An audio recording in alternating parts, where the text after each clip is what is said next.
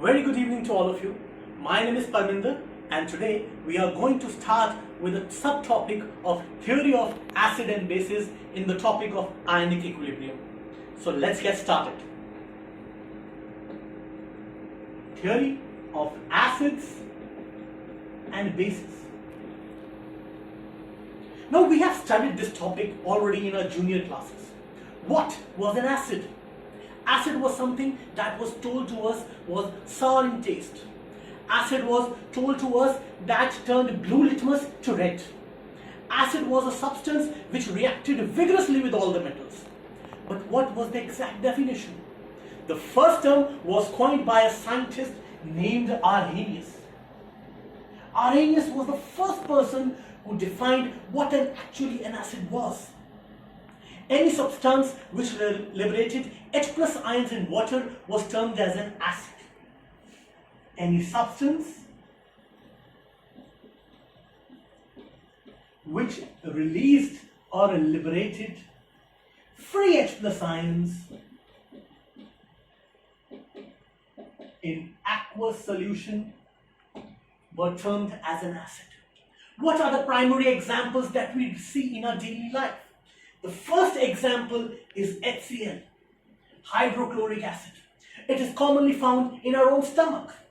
HCl releases a single H+ ion and releases Cl- ion. Another common example that we see in day-to-day life is H2SO4 or sulfuric acid. H2SO4 liberates two H+ ions plus liberates a sulfate ion. Another common example that we see is oxalic acid. Oxalic acid is found in tomato ketchup, which we commonly eat. It also liberates two H+ ions plus S plus oxalate ion.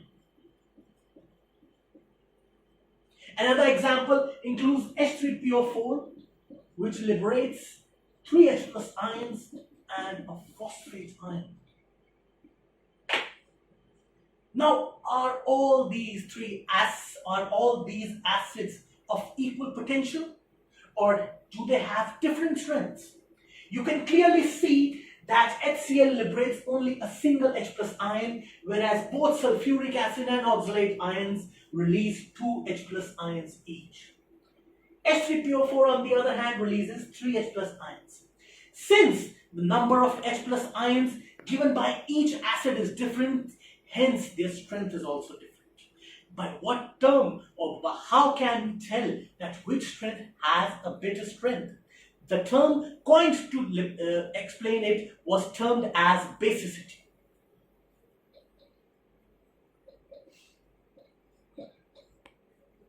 Basicity was defined as the number of H+ ions liberated by an acid in aqueous medium. Basicity was the number of H+ ions released by an acid in aqueous solution. So what is the basicity of HCl? Now, since HCl is releasing only a single H+ ions, we term it as monobasic acid. Mono meaning liberating a single H+, basic defines for basicity. It's a monobasic acid. Similarly, H2SO4 and oxalic acid both are releasing two H+ ions each, hence each of them can be termed as a dibasic acid, where di means liberating two H+ ions. H3PO4 on the other hand is releasing three H+ ions, hence its basicity is 3. Hence, it is a much better acid than oxalic, sulfuric, and HCl. Hence, it is termed as a tribasic acid. Moving further, we go to Arrhenius' concept of a base. Similar to an acid, Arrhenius termed that any substance which releases OH- or an hydroxyl group in aqueous solution was termed as a base. Any substance which releases OH- or we can say hydroxyl group in aqueous solution was termed as a base. Now, what are the common examples that we see in our day-to-day life? The primary examples again include NaOH, which is sodium hydroxide. NaOH liberates Na plus ion plus a single OH minus ion or a hydroxyl ion. Calcium hydroxide, which we have studied numerous times in junior classes, which is also found in soil of mountain and peaks, releases Ca2 plus 2 OH minus ions.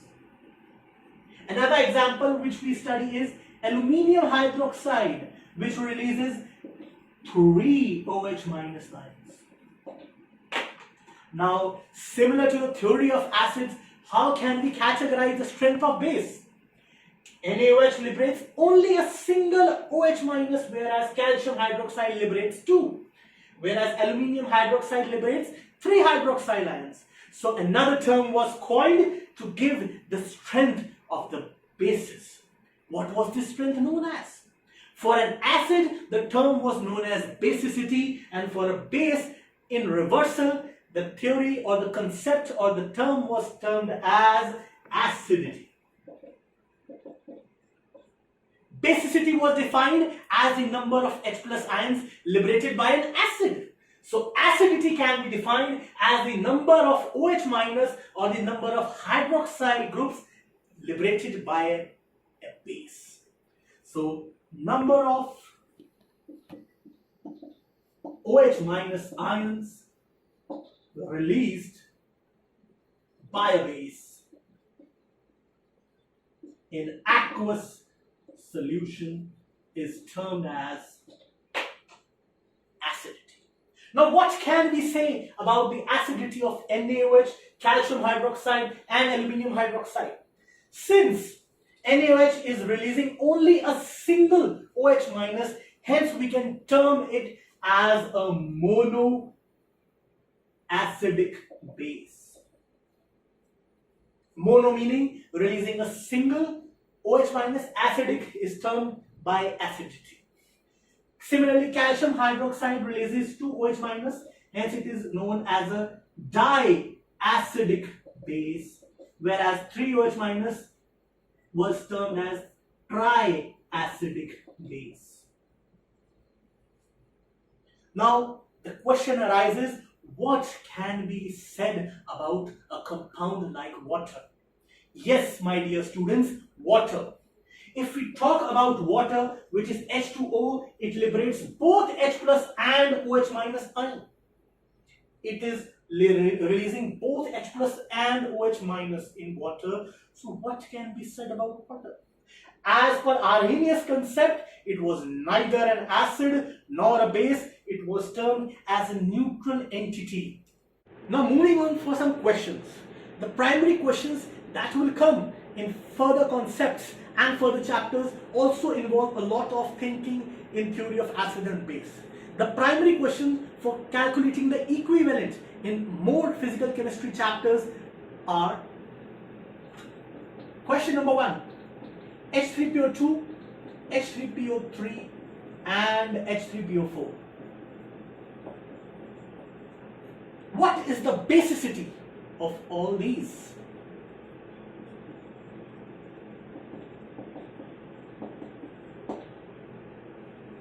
Now, if we have not studied the chapter thoroughly, we would not be able to answer this question. Now, in H3PO2, in H3PO3, in H3PO4, the primary mistake that a student does is that he thinks that all these three are having 3H, hence their basicity will be 3, and if you mark this answer in exams, it will be incorrect. Why? Because all of these three have different structures, and their structures will be able to tell that what is the exact basicity of this compound. Now, if we take an example of H3PO2,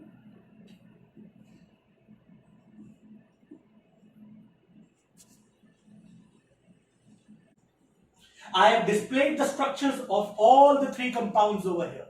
Now, let us see what is our answer and what is the answer we are looking for. What can be the primary mistake that a student makes before studying this chapter? In H3PO2, as we see, there are 3 H, 1 P and 2 oxygen atoms. One oxygen is doubly bonded with phosphorus. Here one oxygen is bonded with H while phosphorus is bonded with 2 other H atoms. Now we can say, or we have studied in the earlier chapters such as periodicity, that the electronegativity difference between phosphorus and hydrogen is almost similar. And if the electronegativity difference is similar, then the bond is non-polar.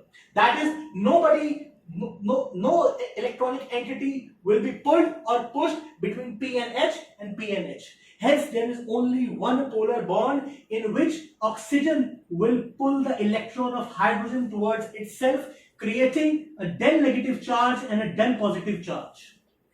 Now, what exactly is a polar bond? When a bond is formed between 2 electronic entities and one of them is more electronegative. We have already studied that fluorine, oxygen and nitrogen are the most electronegative species in the entire periodic table. So among these, oxygen is the more electronegative from hydrogen. So it will try to pull the electrons, gaining a del negative charge and a del positive charge. This push and pull will make the bond weaker. Hence, I can say that only one bond will be polar and only one H plus will be dissociated from H3PO2. Hence, the basicity of H3PO2 is only 1.